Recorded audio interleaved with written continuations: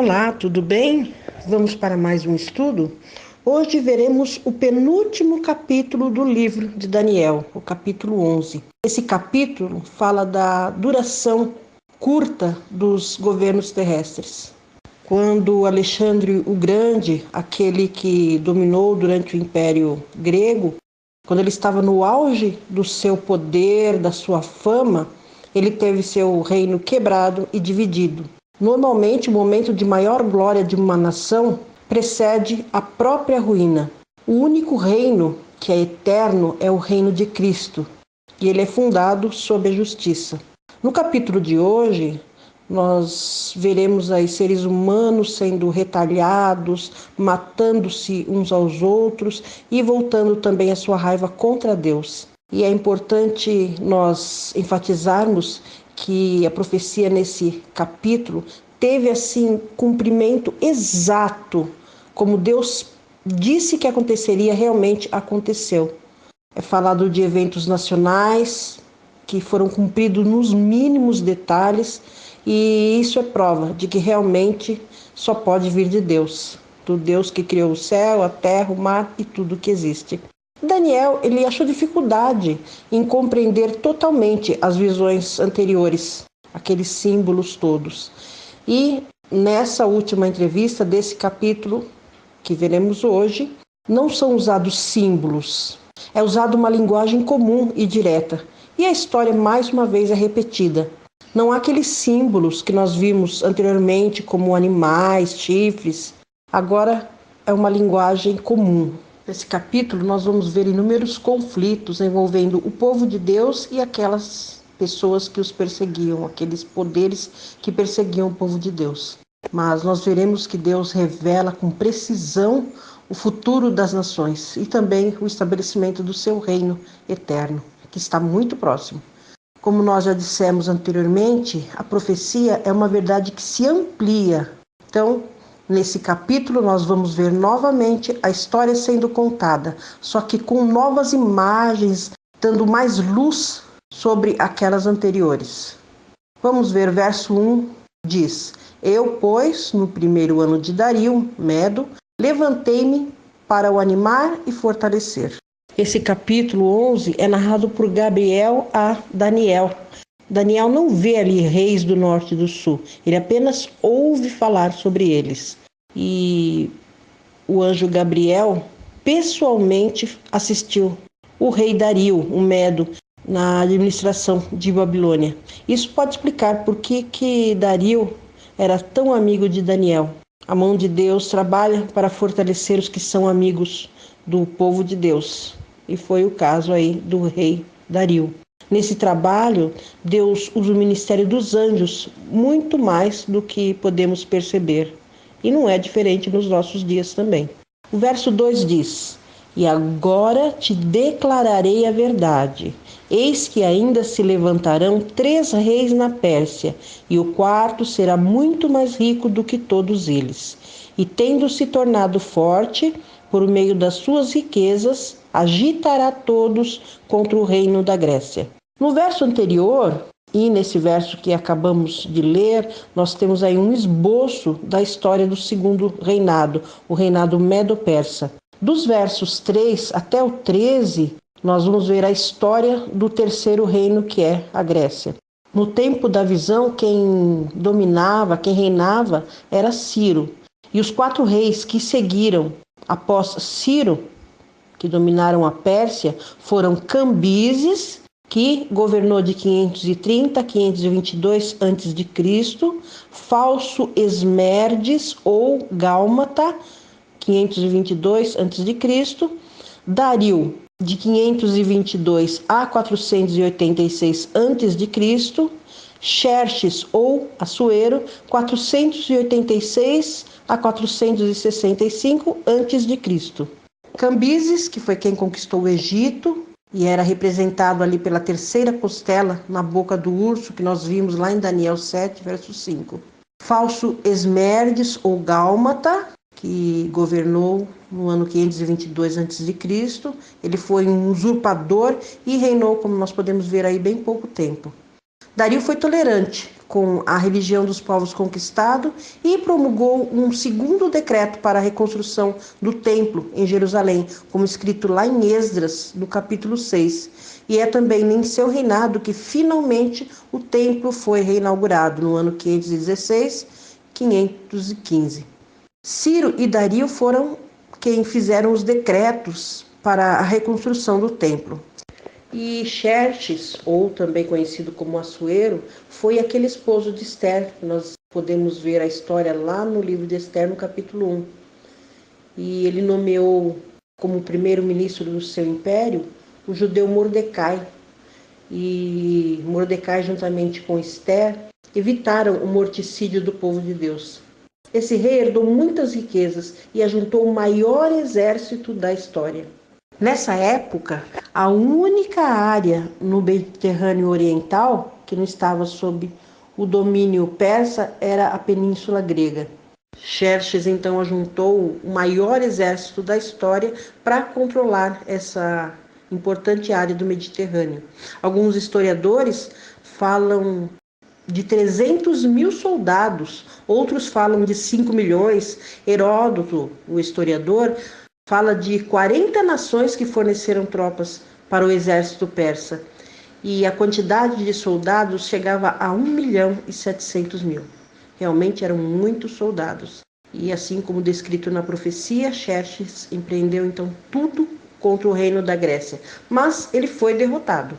Vamos seguir adiante, verso 3. Depois se levantará um rei poderoso que reinará com grande domínio e fará o que lhe aprouver. Esse rei poderoso mencionado aí no texto se refere a Alexandre, o Grande. O exército dele conquistou, em tempo assim muito rápido, o vasto território do Império Persa. A descrição aí nos lembra aquele verso de Daniel 8:7, onde se diz do carneiro, que representava a Média Persa, né? Ele sofreu uma derrota vergonhosa diante do bode, que representava a Grécia. Verso 4. Mas, estando ele em pé, o seu reino será quebrado e será repartido para os 4 ventos do céu, porém não para os seus descendentes, nem tampouco segundo o poder com que reinou, porque o seu reino será arrancado e passará a outros que não eles. Apesar da rápida ascensão de Alexandre, das rápidas conquistas dele, no auge do seu poder, ele foi quebrado e foi dividido entre seus generais. A profecia especificava que o reino de Alexandre não ia ficar para a posteridade dele, e realmente foi o que aconteceu. Quando Alexandre estava no ápice da sua carreira, ele tinha 33 anos, em 323 a.C. A morte dele aconteceu na cidade de Babilônia. Foi uma morte repentina, e aí seu poder foi quebrado. Isso aconteceu justamente quando ele estava numa farra alcoólica, o mesmo caso do rei Beltesazar que nós estudamos anteriormente. E provavelmente Alexandre tenha morrido no mesmo salão de banquete de Belsazar. Alexandre passou 2 dias e 2 noites bebendo sem parar e acabou adquirindo uma malária, e isso provocou então a morte dele. A profecia fala que seu reino não seria para sua posteridade, certo? 15 anos depois da morte de Alexandre, a família dele foi totalmente extinguida. Logo após sua morte, a esposa dele, Estatira, foi morta pela outra esposa que ele tinha, Roxana. E o seu irmão Aridoeus foi quem o sucedeu. Mas ele foi morto junto com a esposa Eurídice, por ordem de Olímpia, que era a mãe de Alexandre. Depois que Aridoeus tinha sido rei por cerca de 6 anos, a própria Olímpia foi morta por um soldado vingativo. Alexandre Egos, que era filho de Alexandre, junto com a sua mãe, Roxana, foi executado por ordem de Cassandro. 2 anos mais tarde, um outro filho de Alexandre, chamado Hércules, com sua mãe Barcine, foi morto em segredo por Polispercon, de modo que 15 anos após a morte de Alexandre, ninguém da sua família estava vivo. E os generais de Alexandre eram ambiciosos e queriam tomar o trono. E essa luta por supremacia durou 22 anos. Gabriel faz aí uma ponte sobre esse período, mencionando apenas as 4 divisões do reino que vieram depois da Batalha de Ipsos, que ocorreu em 301 a.C., quando Seleuco, Ptolomeu, Lisímaco e Cassandro derrotaram Antígono. E aí dividiram o mundo em 4 partes, como diz o texto, em 4 ventos do céu, ou os 4 pontos cardeais. Os generais de Alexandre, então, dividiram o reino entre si. De acordo com o versículo 4, o Império Grego foi dividido em 4 partes, 4 ventos, então, por seus generais e não por um descendente, como disse a profecia, porque a família dele já havia sido exterminada. Então, confirmando o que diz a profecia, o reino de Alexandre foi dividido entre os 4 generais dele: Lisímaco, que ficou com a Trácia e a Betínia; Cassandro, que ficou com a Grécia, a Macedônia e Épiro; Seleuco, que ficou com a Síria; e Ptolomeu, que ficou com o Egito, Líbia, Arábia e Seleucídia. Sigamos adiante, agora o verso 5. O rei do sul será forte, como também um dos seus príncipes, e este será mais forte do que ele, e reinará, e grande será o seu domínio.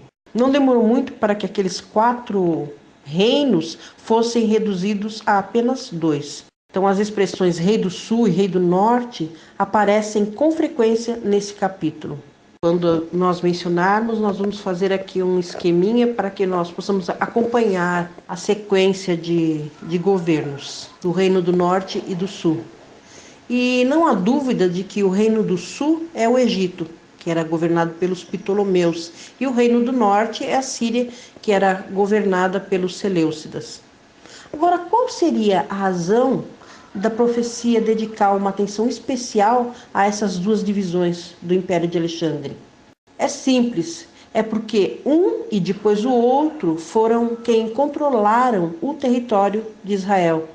Do ponto de vista da história da redenção, os acontecimentos políticos adquirem significado no momento em que tem relação com o povo de Deus. O rei do sul era Ptolomeu Lagos, e ele tinha os governos do Egito e da Líbia.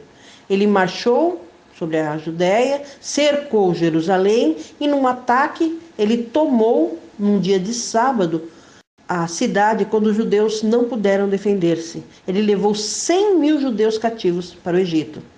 No começo ele tratou-os com crueldade, mas depois ele acabou se tornando amigo deles, deu privilégios a eles e colocou-os até em posições importantes e de confiança. Durante os 40 anos que governou o Egito, ele elevou o reino a uma grandeza tamanha e tamanho poder que houve um tempo em que ele foi superior a todos os demais reinos. Por outro lado, Seleuco dominava a Síria, a Babilônia, Média, Macedônia e a Trácia, que eram 3/4 dos domínios de Alexandre. É por isso que é dito que esse, aí na profecia diz, se fortalecerá mais do que ele. Então esse aí teve uma maior extensão de terra, de domínio. E levantou-se para ser o maior de todos os sucessores de Alexandre. Foi ele quem construiu a cidade de Antioquia, que é mencionada lá no livro de Atos, e que veio a se tornar a residência dos reis sírios também. Ele foi o último dos capitães de Alexandre e reinou por 30 anos após a morte de Alexandre. Ele tinha muita habilidade militar e era justo, era benevolente, clemente e tinha, sim, um rigor peculiar. De fato, ele era mais forte do que Ptolomeu e teve um grande domínio. Vamos seguir adiante, agora verso 6.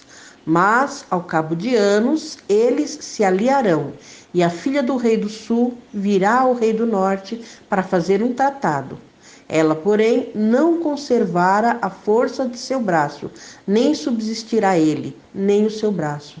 Mas será ela entregue, e bem assim os que a tiverem trazido, e seu pai, e o que a fortalecia naqueles tempos. Durante aqueles conflitos todos que se seguiram entre o reino do norte e o reino do sul, Israel ficava justamente no meio, entre aquelas partes ali conflitantes. Os poderes mundiais não tinham interesse ali pela Palestina. Os judeus eram apenas um detalhe nesse evento todo que ocorria. Mas por causa da sua posição estratégica, eles sempre acabavam saindo perdendo, independente de quem fosse o vencedor, ou o Reino do Norte ou o Reino do Sul.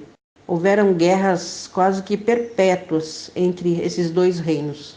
Finalmente, quando chegou a segunda geração dessas duas dinastias, Ptolomeu Filadelfo, que foi o rei do Egito, e Antíoco Teos, que foi o rei da Síria, finalmente fizeram as pazes, com a condição que Antíoco expulsasse a sua mulher, que se chamava Laodice, e os seus dois filhos, dizendo que eles eram ilegítimos.